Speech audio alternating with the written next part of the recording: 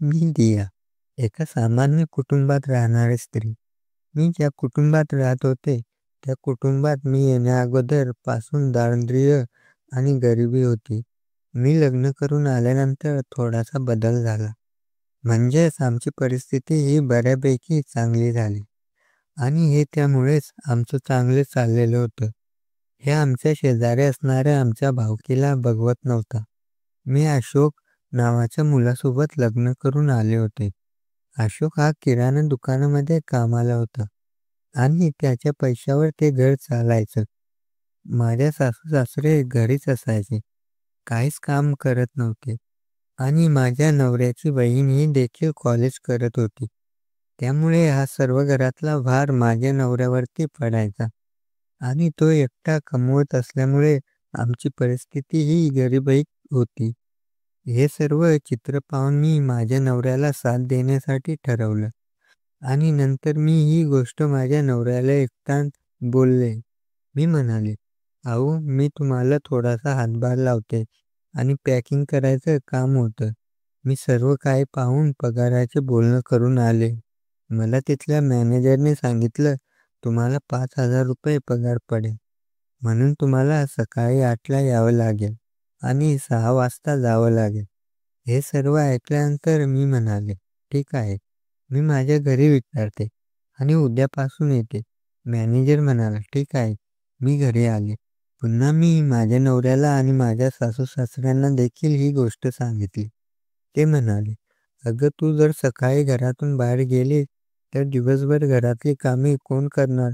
माझी सासू असे म्हटल्याने माझा नवरा तिला म्हणाला, "अगं आई, जर ती ₹5,000 कमावून आणत असेल तर तुम्ही थोडंफार काम तू केलं तर काय बिघडतं?" असं म्हटल्यावर माझी सासू माझ्या नवऱ्याला म्हणाली, "मला वाटलं नव्हतं की तू इतक्या लवकर बायकोचा बैल होशील. ती जसं म्हणेल तसं तू करू लागला आहेस. तुला आई-वडिलांची कसलीच काळजी नाही वाटतं." माझा नवरा मला म्हणाला, "हे बघ दिया, भलेही तू काम करावे लागत असेल, पण जर घरामध्ये अशा गोष्टी होत असतील तर तू ते करू नकोस. मला माहिती आहे माझे आई-वडील कसे आहेत, पण तरीही मी त्यांना नाही बोलू शकत, कारण ते जसे असतील तसे चांगले आहेत. परंतु आपण त्यांना या गोष्टी नाही सांगू शकत. म्हणूनच तू काय करायचं ते ठरव."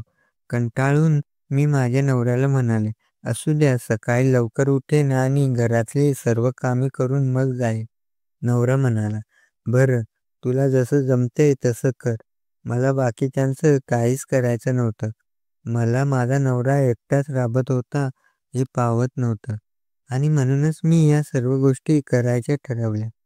मलाही थोडंसं कष्ट पडणार होतं, परंतु त्याला पर्यायच नव्हता.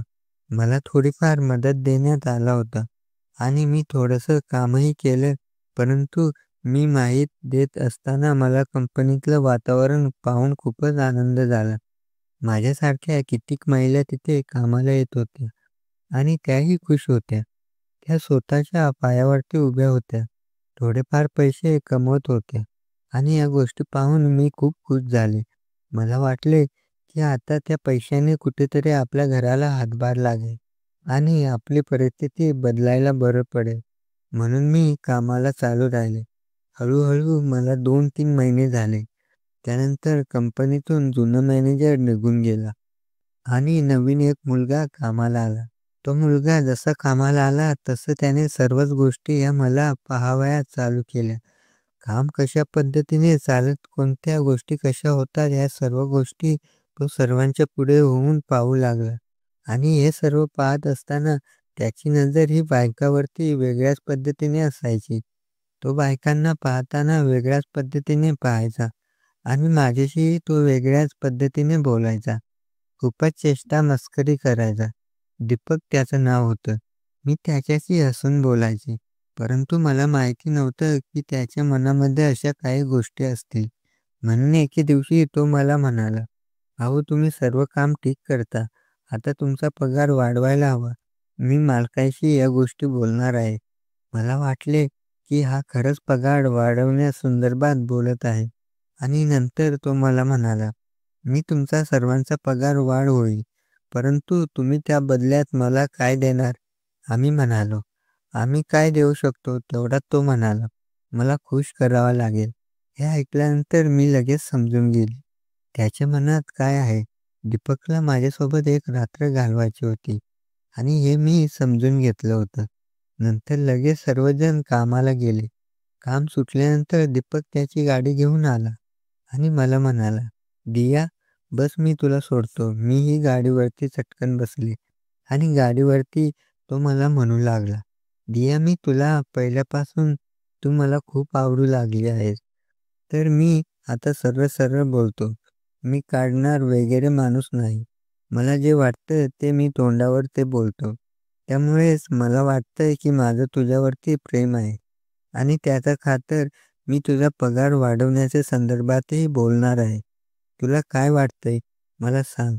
असं म्हणून त्यांनी मला सर्वच गोष्टी विचारून टाकल्या. मी गप्पच होते.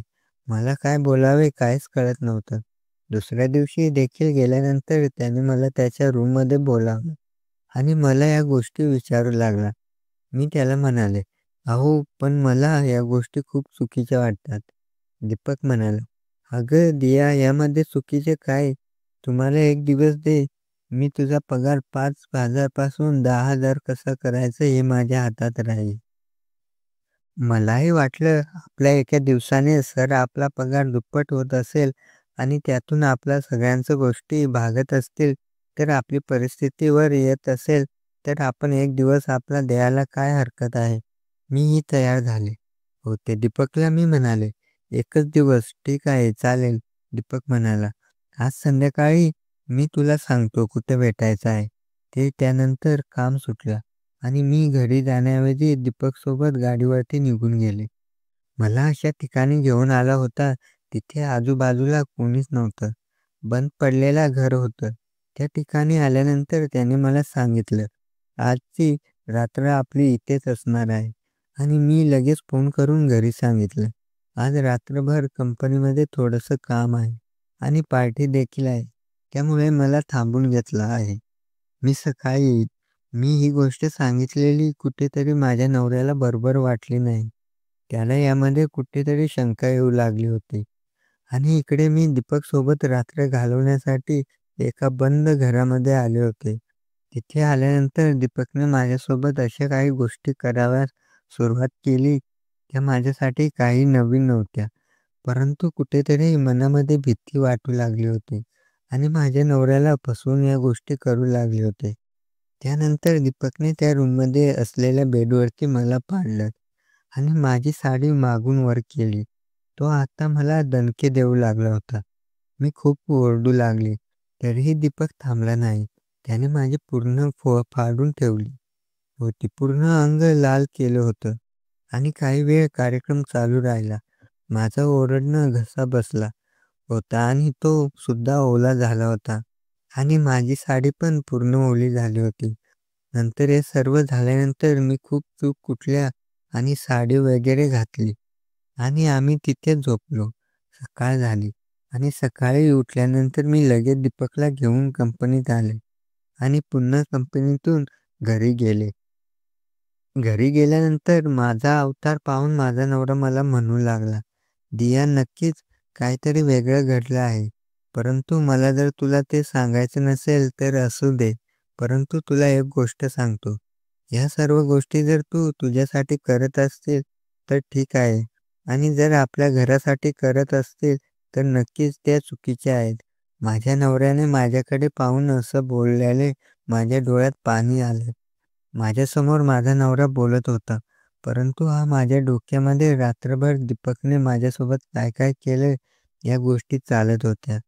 मी घरात आले, अंघोळ वगैरे केली आणि शांत झोपले. तेच विचार केला, की आज जे काही केलं ते खूप चुकीचं केलं. माझ्या नवऱ्याला ही गोष्ट समजली तरीही तो माझ्याशी काहीच बोलला नाही. खरंच मी माझ्या नवऱ्याला फसवून खूप मोठा गुन्हा केला आहे.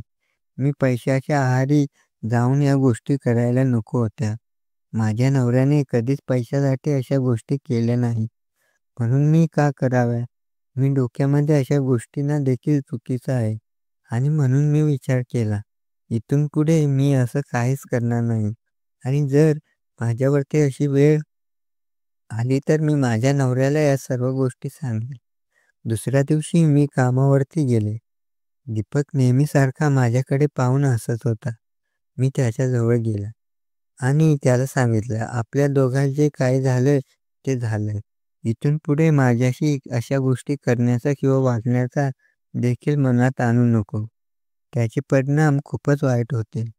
दीपकने सर्व गोष्टी ओळखल्या होत्या आणि त्याला माझ्याकडून जे हवं होतं ते मिळालं होतं आणि मी सांगितल्याप्रमाणे तोही नंतर माझ्या नादी लागला नाही आणि मी देखील माझ्या नवऱ्याला कधीच धोका देणार नाही. ह्या गोष्टी ठरवल्या होत्या. माझ्यासोबत खूपच वाईट गोष्ट घडली होती. मी स्वतःहून ती गोष्ट माझ्यासोबत घडवून आणली होती, असं म्हणावं लागेल, कारण पैशाचा मोह खूपच वाईट असतो. त्यामुळे अशा गोष्टीचा विचार करू नये. मीच नव्हे तर माझ्यासारख्या अशा कित्येक महिला आपलं घर चालवण्यासाठी घरातून बाहेर आणि बऱ्याच ठिकाणी काम करतात. सर्वच महिला माझ्यासारख्या असतील असं नाही, परंतु कित्येक महिला अशा आहेत ज्या पैशापोटी अशा गोष्टींना बळी पडतात. मला त्यांना एवढंच गोष्ट सांगायचं आहे, तुम्ही आज जास्त कमावलेला पैसा हा तुमच्या घराशी आणि तुमच्या इज्जतीशी खेळत आहे. त्यामुळे कधीच अशा गोष्टी मनात आणू नका. कष्टाने आणि सुखाने जेवढं मिळतं तेवढं घ्या आणि सुखाने राहा. तर मित्रांनो, अशाच नवीन-नवीन कथा ऐकण्यासाठी आपल्या चॅनेलला सबस्क्राईब करा. धन्यवाद.